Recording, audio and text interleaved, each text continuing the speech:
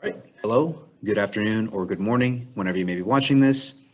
Uh, Again, it's I, Mr. Arsola, and today we're going to go ahead and get into the Columbian Exchange before we dive into our project for this new unit here, starting off the second 9 weeks.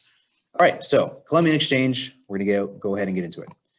So the objectives for today I will learn about the Columbian Exchange so I can understand the trade of plants, animals, people, and diseases between the New World and the Old World around the 15th to 16th centuries.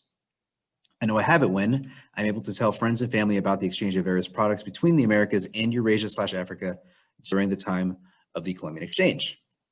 All right, so vocab, just one, it's going to be Columbian Exchange.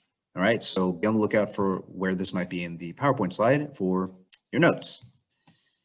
Now, topics, real simple, real quick. Two, Christopher Columbus, going to be the first topic we talk about today in the lesson. Second topic going to be Columbian Exchange. All right, pretty simple. Now, we cannot talk about the Columbian Exchange without first mentioning at least a little bit about the one and only Christopher Columbus. So, if you don't already know this, Christopher Columbus is not actually his real name. His real name is actually going to be Cristoforo Colombo. I believe he was born around the area of Italy, and this is going to actually be his, birth name, his Italian given name, Cristoforo Colombo. Okay, so he was an Italian explorer and navigator who actually worked for the Spanish monarchy or the Spanish king and queen. They basically tasked him, or he himself wanted to find a sea route, a western sea route to India and China to get spices, basically. Okay, so for the spice trade, it was going to benefit Europe, but in particular Spain. Okay, so basically the Spanish king and queen, the monarchy, they were like, hey, Christopher Columbus, you seem like you would like to actually go out and explore and see if you can find this western sea route to India and China for the spice trade. Go ahead and do that. They gave him some money, and he goes out in his first voyage, 3 boats, which you might already know as the Santa Maria, which is might actually be pictured here. Not sure if that's actually the real ship or not, historically. So Santa Maria, the Nina, and the Pinta. Okay. Now he goes over, and he actually does not find, or he does not discover, quote unquote, this Western Sea Route. Okay, he in fact never finds this uninterrupted Western Sea route because he ends up finding, what's smack dab in the middle between, the Old World or Europe, Africa, and Asia, the Americas. Okay, he's famous, and especially in recent times, infamous for discovering the Americas in 1492.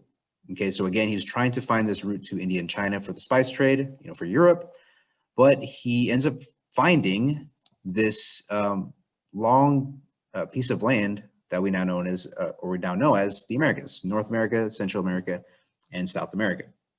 Okay, funnily enough, I think a lot of people tend to forget about this, but Christopher Columbus didn't actually set foot in North America, at least historical accounts. He really only explored the areas around the Caribbean and a little bit in the northern part of South America, which is, again, our unit. Now, he actually made 3 more voyages. So after first discovering the areas around the Caribbean, I believe he landed in the Bahamas and went down to the island that is now known as Hispaniola, so Haiti and the Dominican Republic.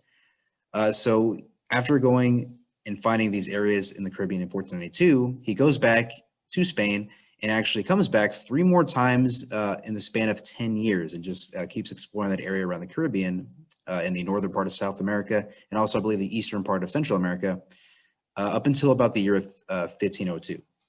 Okay, so about 10 years after 1492 is when he is exploring those areas around the Caribbean.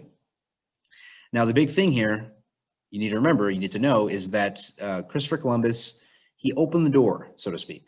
Okay, he basically gave way for even further European colonization of the Americas, or what they tended to call the New World. Okay, so you'll notice I keep using these air quotes here. Christopher Columbus discovered the Americas, the New World. Okay, remember, he didn't discover anything really. Okay, he might have been the first European, at least from Spain, to have found this area of the world, but there were already people living here. Okay, as we discussed, the indigenous people like the Aztecs, the Mayans, the Incas, they've already lived here for pretty much, all recorded history, at least that we know of. So he didn't really discover this area, Columbus. All right. And again, New World, it's not really new. Okay, people have already been there. It was only new to the Europeans, New World, it was only new to the Europeans that have now just discovered it. Okay, just discovered it. All right. So again, big takeaway here, Columbus pretty much kickstarted all European colonization, even kickstarted the, what we're about to talk about, the Columbian Exchange, all because of his basically failed attempt to find this Western sea route to India and China for the spice trade. Okay, so complete accident where he found the Americas here. Okay, now after his initial discovery of the Americas in 1492, this opened up the way for a whole bunch of different trade between the New World, so the Americas, and the Old World, which is what people tend to refer to as Africa, Asia, and Europe. Before we hop into the Columbian Exchange PowerPoint slides, we're going to go ahead and watch an introductory video to the Columbian Exchange. The land was worked by peasant farmers who were allowed to cultivate small plots for their own use in exchange for labor they owed to the landowner. Transportation became easier because the Europeans introduced wheeled vehicles and the large, strong animals needed to pull them. Donkeys became a common sight throughout the countryside. Europeans also introduced the plow. This made it easier to cultivate lands where they could grow wheat and other crops that they had brought with them to the Americas. As you can still see in remote mountain areas, horses were used to trample the wheat to separate the grain from its husk. Sugarcane, originally domesticated in India, was introduced to the Caribbean islands. Ruins of 16th century sugar plantations can still be seen in the Dominican Republic. Life also changed in Europe and other parts of the world because American plants such as potatoes, corn, and tomatoes were taken back across the oceans to Europe, Africa, and Asia.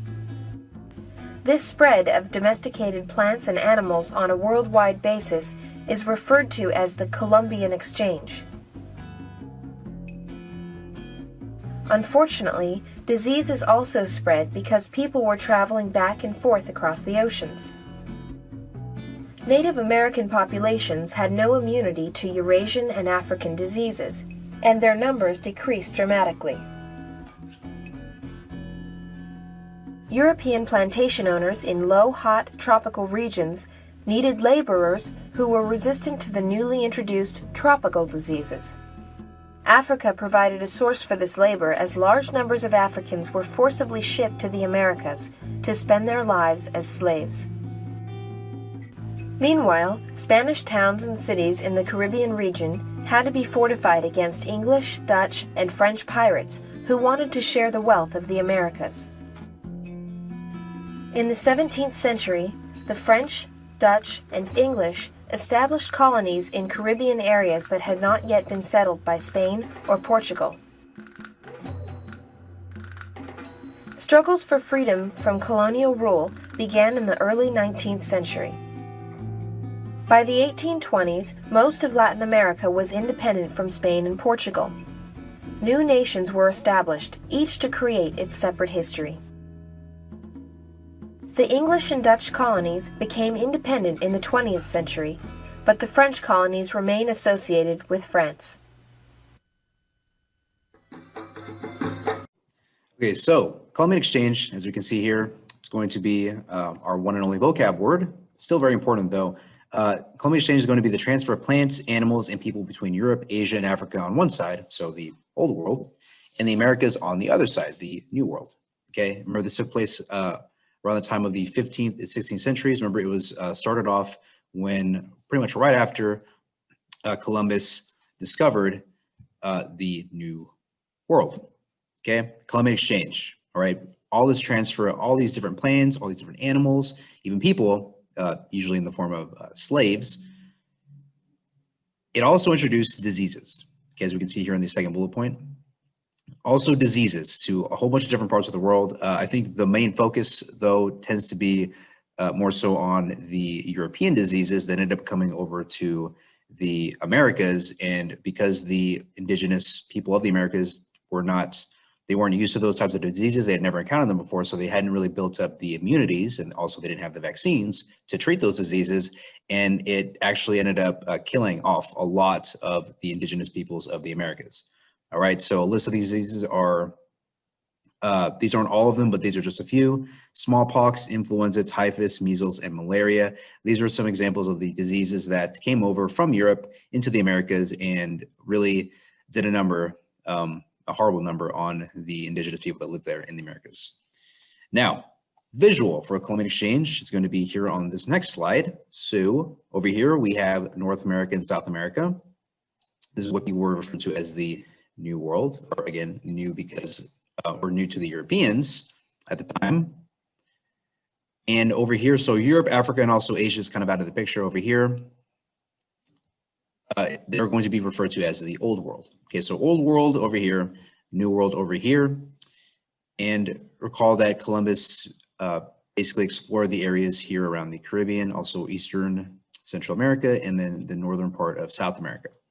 Okay, so now here are some of the actual items that were in the Columbian exchange. So over here so after they discovered, or after the Europeans discovered the Americas, they decided to start, harvesting these resources, unfortunately, a lot of times through the labor of slaves that were either the actual indigenous, so the slaves would actually either be the indigenous peoples of the Americas, they enslaved them once the Europeans came over, or they actually brought in slaves from Africa to actually work over here on these like farms. So here we have from the Americas, so from the New World to the Old World, we have products such as squash, pumpkins, turkeys, peanuts, potatoes, tomatoes, and corn, as well as sweet potatoes, peppers, tobacco, pineapples, cacao, beans, and vanilla. Cacao, which is being remembered, it's like the unrefined version of chocolate. So that's from the Americas to the Old World. And then from the Old World to the Americas, we have things such as, or products such as citrus fruits, grapes, bananas, sugarcane, honeybees, onions, olives, turnips, coffee, and pears and peaches, as well as grains, okay, so such as like wheat and rice, as well as livestock like cattle, sheep, pigs, and horses. Okay, and also discussed this in the previous slide, diseases. Lots and lots of diseases coming over from the Old World over to the Americas, such as smallpox, influenza, and typhus. Okay, so all of this, remember, all of this constant exchange from the Old World to the New World, and from New World back to the Old World, okay, all this constant exchange here, the Columbian exchange, is all because of Columbus's discovery here in the Caribbean area of the Americas. All right, pretty much paving the way, for better or for worse, the Western world as we know it today. Okay, all because of Columbus. Now, taking all this and kind of putting it into a nice little chart here for the next slide, these are all the goods here in the Columbian exchange. Okay, so left side here, we got goods from the Americas to Europe, Asia, and Africa. So from the New World to the Old World, and then goods from Europe, Asia, and Africa to the Americas. So from the Old World to the New World. Just kind of taking the picture on the previous slide and just basically putting it into a nice little T-chart of sorts here. All right, now that is going to conclude our nice, quick, and easy lesson over the Columbian exchange. And before we get into in the folder for today, there should be another video going over the menu project, so the Old World, New World menu project for this unit. Before we get into that, we're going to go ahead and get into the objectives of what we learned in this lesson video here. What do we do? Well, today we learned about the Columbian exchange. Why? To understand the trade of plants, animals, people, and the diseases between the New World and the Old World around the 15th and 16th centuries. And then finally, did you learn anything? Well, you'll know you've learned at least something if you can go ahead and tell your friends and family about the exchange of these products between the Americas and Eurasia/Africa during this time of the Columbian exchange. Boom. Alrighty, so do not forget, there is another video. There should be another video in this day's folder, which goes over the menu project. So please make sure you take a look at that, as well as a rubric and the example menus. Okay, peace.